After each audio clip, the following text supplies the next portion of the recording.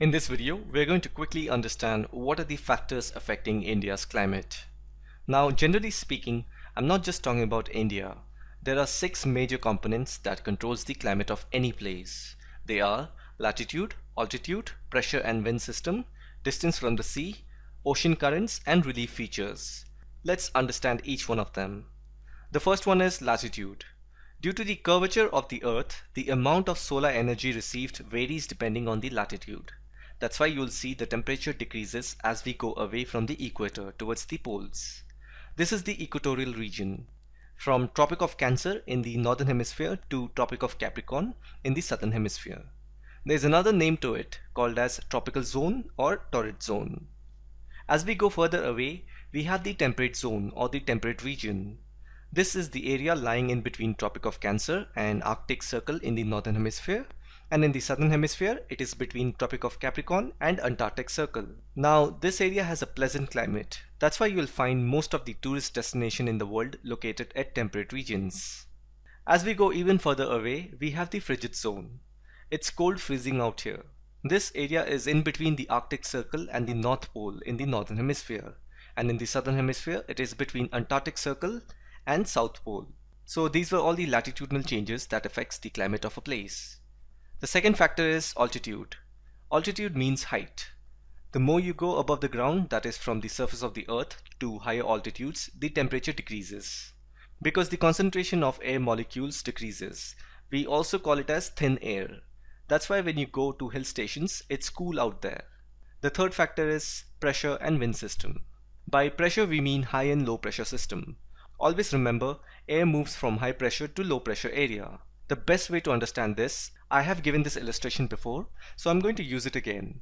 Switch on the AC in your room and leave the door open. You will feel the cool air going out of the room, and this is because the environment outside your room is warm and it's attracting the cool air molecules towards it. Hence, by this example, you can also understand this. Landmass gets heated faster than water bodies, and due to that, a low pressure zone is created at the land surface, which attracts cool air molecules from the sea or ocean, causing rainfall and changes in the temperature. The fourth factor is distance from the sea. Now if you are residing at coastal areas, you will notice there is hardly any change in the weather condition. I mean, you will be constantly facing the wind from the sea, so there isn't going to be much differences in the weather condition. But as you move away from the coastal areas towards central part of the landmass, you will start to witness extreme weather changes like very hot during summer and very cold during winters. This condition is known as continentality. The fifth factor is ocean currents. It is a continuous movement of ocean water from one place to another.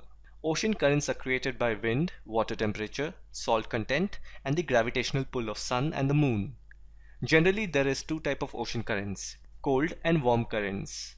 You can see them in this picture. The red arrow indicates warm currents and the blue one are cold currents. If you notice, most of the warm currents are near the equatorial region. That's where the sun rays falls directly and are found in abundance. So the theory is these warm and cold current influences the local winds of the nearby landmass and causes change in the climatic condition. For example, with warm currents, the landmass face warm and humid climate. And the last factor is relief features. In geography, the meaning of relief is typical high and low lying areas like mountains, plateau, plain, deserts, etc. High mountains act as barriers for cold or hot winds, just like we have the Himalayas that protect us from the cold chilly wind of the Arctic. And it is also due to these mountains, precipitation takes place. One such example would be the mountains of Western Ghats that lie in the path of the rain-bearing southwest monsoon winds. So these were the 6 factors that affects the climate of India, not just India, any place on earth.